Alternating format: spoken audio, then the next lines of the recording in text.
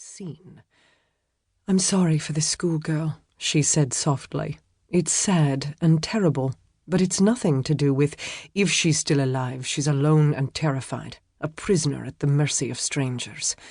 Do you know how it feels to be trapped and alone in the hands of an enemy?"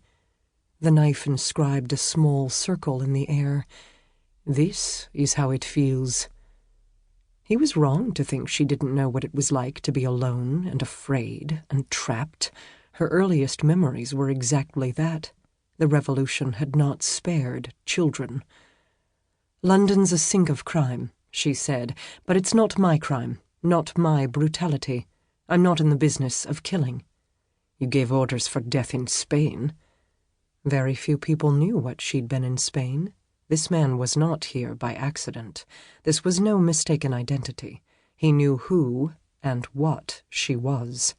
She said, "That was far away and long ago. That was war. This is London at peace, and you're still playing the same games, but the girl isn't part of it. She's useless to you.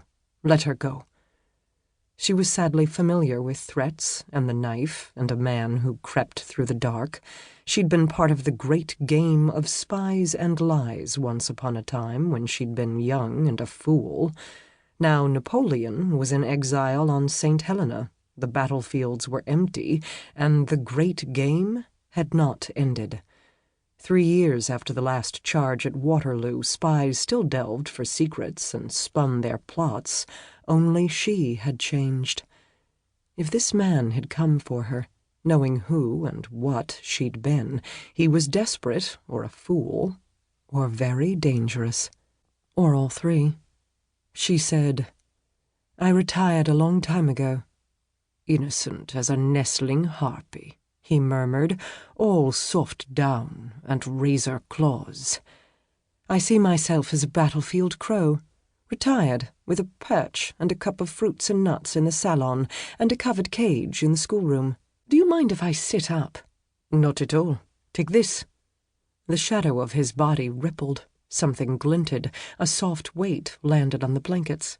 He stepped back and went still again. She wriggled out from under the covers and took up the shape he'd tossed in her direction. It was the knife, a fairly heavy example of its kind, the blade cold to the touch. The hilt was bone or wood, smooth and very slightly damp, as if it had recently been washed. "A knife," she said. "Right you are. I thought it might reassure you." She became slightly less terrified and considerably more angry. She gripped the hilt. "Strangely, it doesn't." Smooth as poured cream, he sank to sit on the bed beside her. His weight tilted the mattress.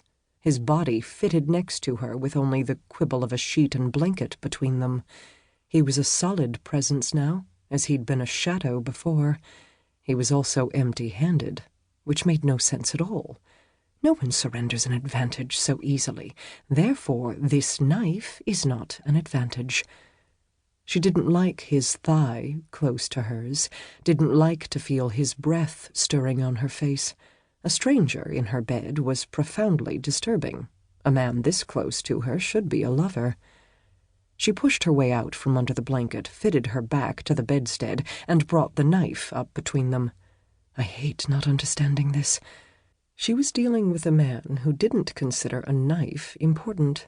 Either he thought she wasn't dangerous, or he knew he was, himself, incomparably lethal. A deep game indeed. She said, "You break in here at midnight and give me a knife. Why?" "To stab me with, of course." "Always a possibility." "Or to keep your hands sufficiently busy that they don't go after your pistol. You're exactly the sort of woman who'd keep a gun under her pillow." She turned the blade and watched a line of light slip along the sharp edge. "I'll take that as a compliment." "I meant it as one." He shifted to make himself more comfortable on the bed. "Will you kill me or talk to me? That sweet choice has hung in the balance every moment since I entered your room."